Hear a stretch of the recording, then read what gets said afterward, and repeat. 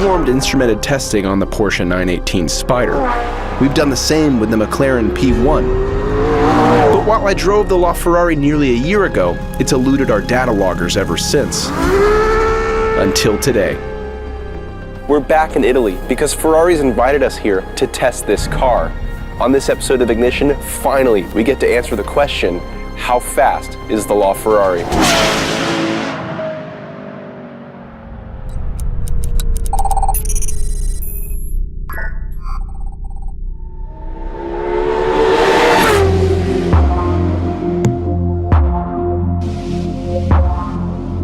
Before we get started, let's have a look at the things that make the LaFerrari so special. The LaFerrari is a larger car. It's longer and wider than the P1 and the 918. It actually shares its length and wheelbase with the Ferrari Enzo, but it's shorter in height than all those cars. Now you have to appreciate the feast of visual details on this car. My favorite is this black gap between the body panels that goes all around the car. It evokes memories of all the great Ferraris, your 288 GTO, your F40, your F50, and so on.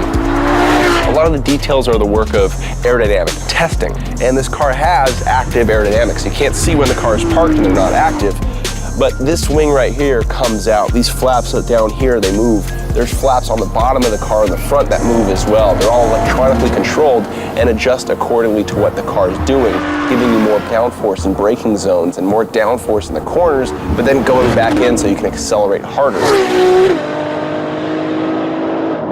As if you really need to, because with 950 horsepower combined, the LaFerrari is one of the most powerful production cars in the world. You have the V12 from the F12 Berlinetta. Of course, this one makes more power. They've tuned it for more high RPM response. Then they've also put on an electric motor that gives it more low RPM power, instantaneous throttle response, and the result is just power everywhere, but with a wonderful sound from a naturally aspirated V12. Now, one of the first things you notice when you hop in the LaFerrari is this massive cut in the roof here. That makes getting in and out of the car really easy. When you shut the door, you get a satisfying sound and feel as the rest of the car rocks. Now, in front of you, you have this big digital display. It's multi-configurable. It's really easy to see. And behind that, you have this interesting steering wheel with all the controls right on the face. It's a really nice thing to hold on to because the material and the shape makes it really easy to toss the car around. When you reach around the seat, you realize there's no way to adjust it. The seat is bolted right to the carbon fiber tub.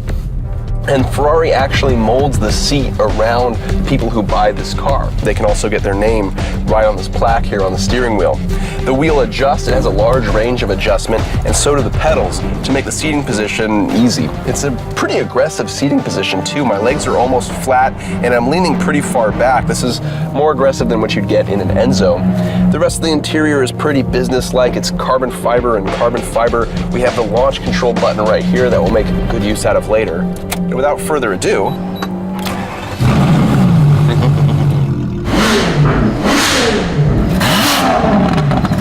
that's a good sound. That's a good sound.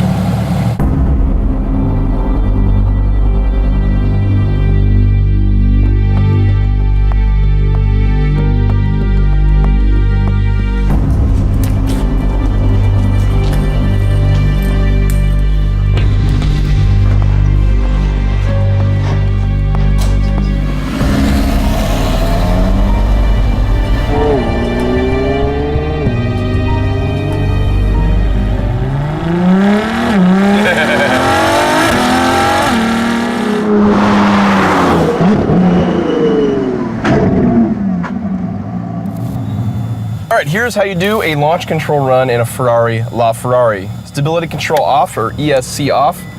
Manual mode.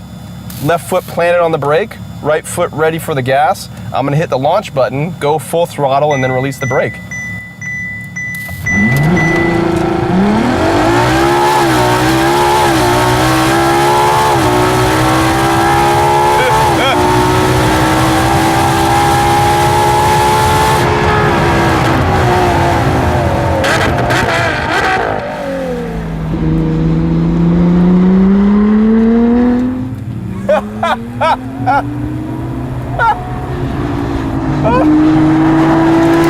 So first run out of the box is a 996 at 148 miles an hour. Good Lord. So 996 on its first run, that's uncorrected. So we'll have to apply weather correction for that. Jeez, that's fast.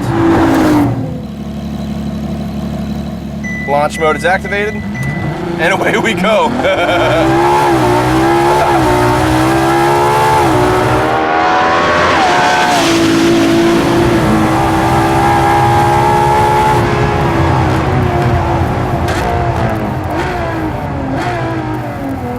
That is absolutely terrific. That's another 996 at 148. So 2 Excel runs in the bag so far, both of them 996 at 148. Launch.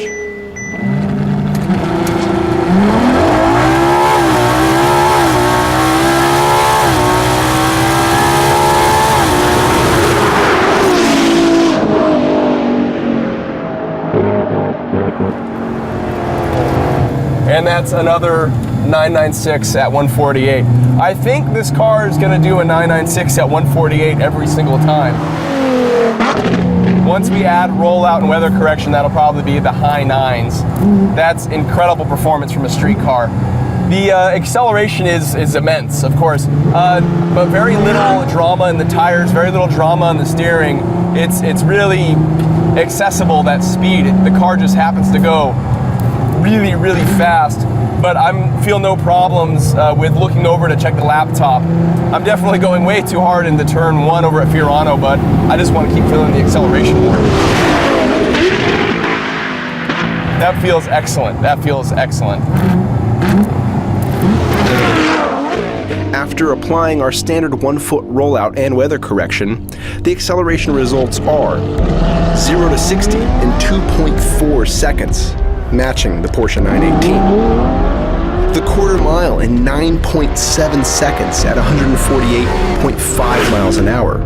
That's a tenth faster than the McLaren P1. And 0 to 150 mile an hour acceleration in 10 seconds, or a tenth of a second slower than the P1. Per the data, the LaFerrari pulls a 1G average from 0 to 65 miles an hour. Let's get a better understanding of how fast these hybrid hypercars are. This is the acceleration of a GTR Nismo, which does an 11-second quarter mile. This is a Porsche 918. This is the McLaren P1. And this is the LaFerrari. Despite routing the most power through 2 driven wheels, the LaFerrari displays the fastest and hardest launch, showing a gap until 55 miles an hour. The P1 surges just ahead of the LaFerrari at 100 miles an hour, indicating a stronger top end. This is likely the result of a cleaner aerodynamic profile afforded by the low ride height race mode. With the least horsepower and the most weight, the 918 is the slowest of the 3. What company you must be in when the slowest car does a 10-second quarter mile pass?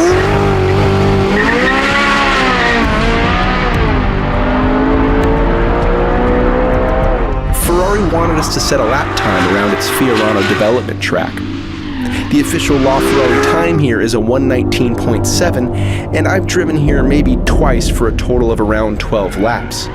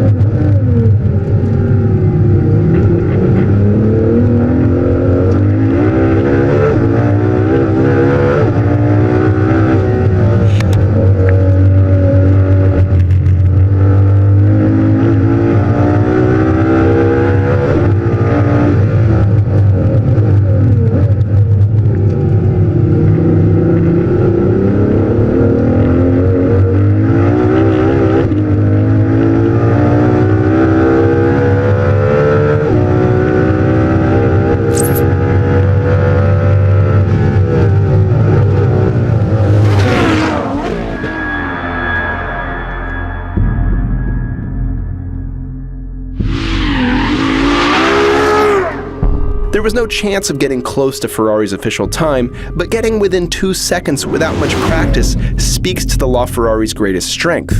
That a car so preposterously capable and powerful, so expensive and exclusive, and so technologically advanced could be so easy to drive fast.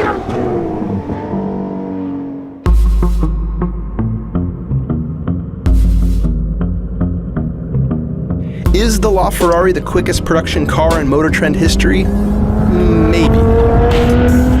Fiorano's downhill front straight was the only place we were allowed to test, and track rules wouldn't let us run backwards for a two-way average.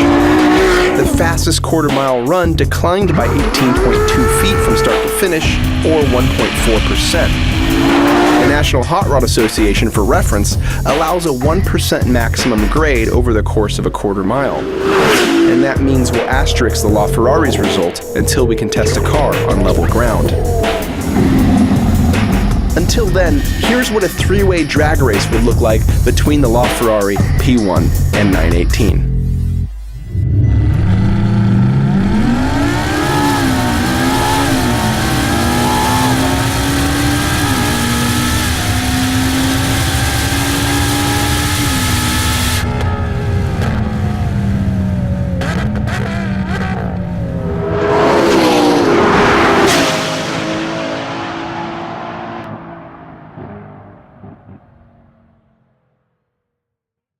I'll do one more braking run, but they're calling me back into the pits. Wonder if I did something wrong. Oh well, we'll find out. Oh, because it's lunchtime. They're calling me back into the pits because it's lunchtime. And God forbid you try to do anything in Italy at lunchtime.